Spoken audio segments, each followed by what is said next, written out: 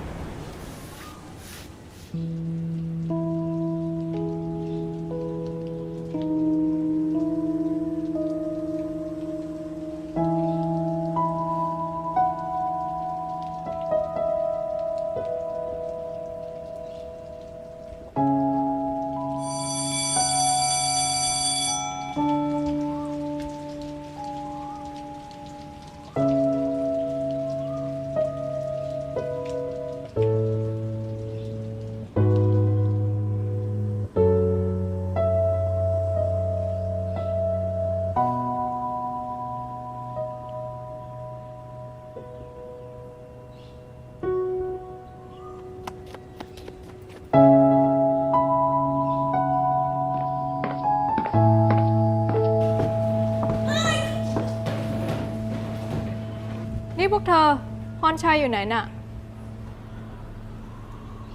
มาทำเวรนี่หรือแล้วครับครู หมายความว่าไง มึงเคยบอกครูเขาทำไม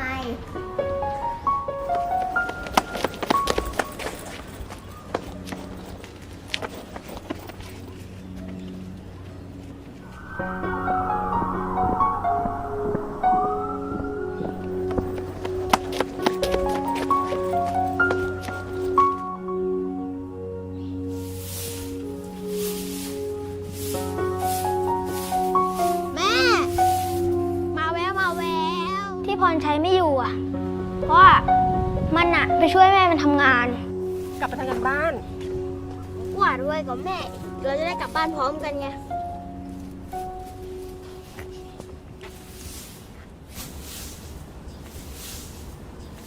แม่ปวดอีกแล้วเหรอ เมื่อปีที่แล้วอ่ะ แม่มันอ่ะถูกรถชน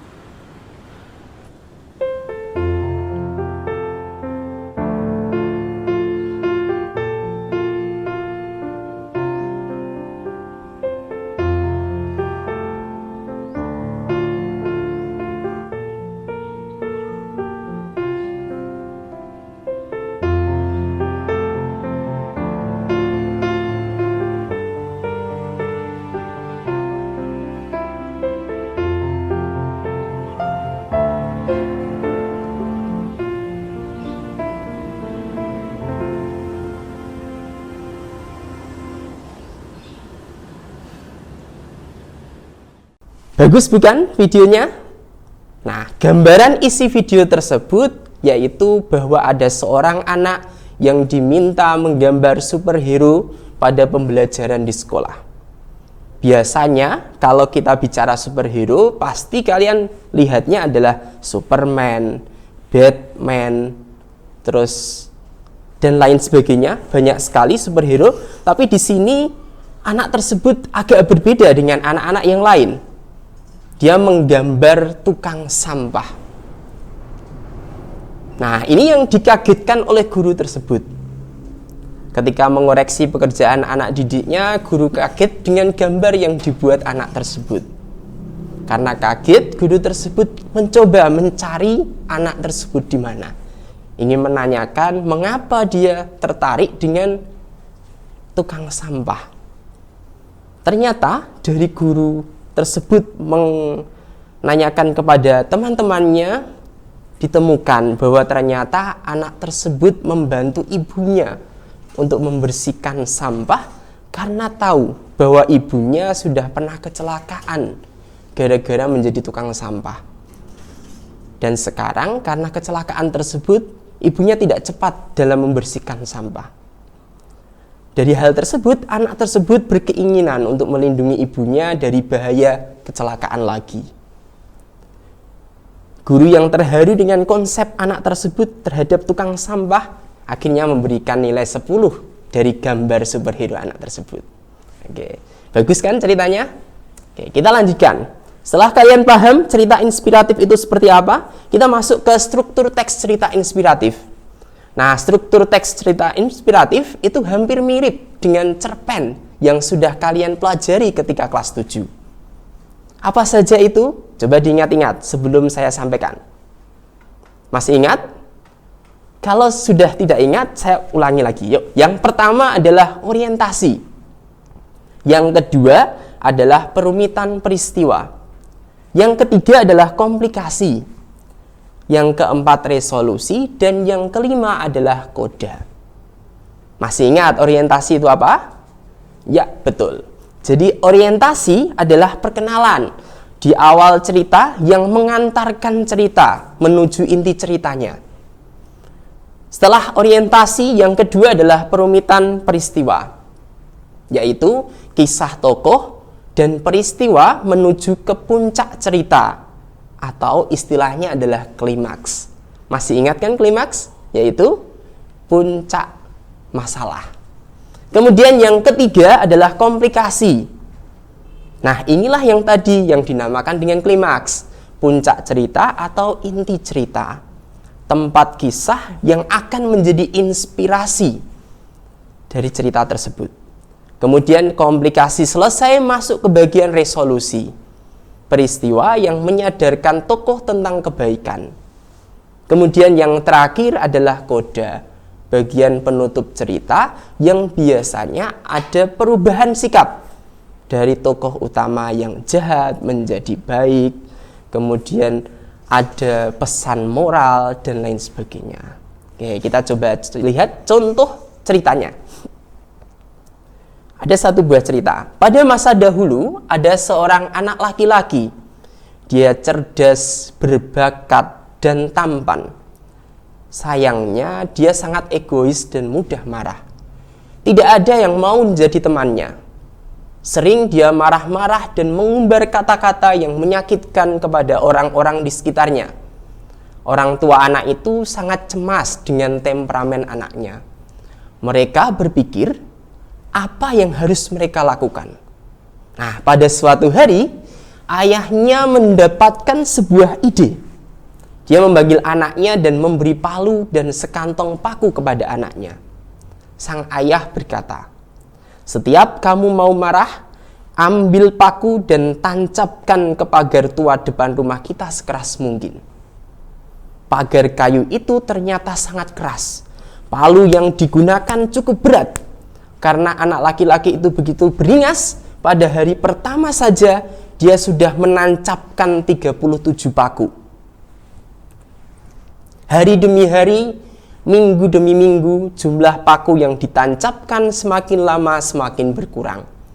Setelah beberapa waktu, anak itu mulai paham bahwa menahan amarah itu ternyata lebih mudah daripada menancapkan paku ke pagar. Suatu hari, anak itu tidak lagi memerlukan palu dan paku yang tadi diberikan oleh ayahnya. Dia telah belajar menahan amarah dengan baik. Lalu dia datang ke ayahnya dan bercerita tentang keberhasilannya menahan amarah. Sekarang, setiap saat, jika mampu menahan amarah dalam sehari, cabut paku yang sudah tertancap di pagar, kata ayahnya.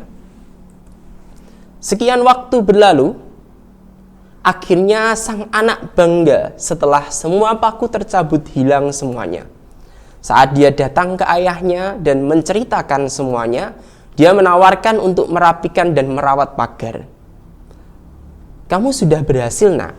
Tetapi coba perhatikan lubang bekas paku itu. Pagar itu tidak akan bisa menjadi seperti semula, sudah cacat. Hal yang sama terjadi saat kamu menyakiti orang dengan ucapanmu. Kata-kata meninggalkan bekas luka di hati, sama halnya lubang bekas paku di pagar. Ingat, kita harus memperlakukan setiap orang dengan sayang dan hormat. Sebab meskipun telah memohon maaf dan dimaafkan, luka di hati tidak akan pernah hilang." Nah, itu cerita yang kedua. Kalau tadi yang pertama dalam bentuk video, cerita yang kedua dalam bentuk tulisan. Nah, struktur ceritanya bagaimana? Yang pertama, kalian bisa dapatkan bagian orientasi, yaitu terletak pada paragraf yang pertama. Kalian lihat pada slide yang sudah saya persiapkan. Oke, paham? Kemudian ke bagian yang kedua, yaitu perumitan peristiwa. Terletak pada paragraf yang kedua. Kalian juga bisa lihat pada slide yang sudah saya siapkan ini. Oke, paham? Kemudian ke bagian yang ketiga, bagian komplikasi. Komplikasi ini juga tersedia pada slide yang sudah saya siapkan. Oke, bagus. Kemudian ke bagian resolusi. Ini juga tersedia, bisa kalian lihat langsung. Sudah? Bagus. Kemudian yang terakhir adalah bagian koda. Ini juga tersedia di bagian akhir dari cerita yang sudah saya baca tadi. Menarik bukan? Mudah bukan cerita inspiratif? Kalau sudah mudah, cukup sampai di sini pembelajaran kali ini. Silahkan jangan lupa kalian like, subscribe, dan komen di MTS NU TBS Kudus. Sekian dan terima kasih. Semoga bermanfaat. Sampai ketemu lagi besok ketika pembelajaran di kelas. Semoga kalian sehat-sehat saja. Wassalamualaikum warahmatullahi wabarakatuh.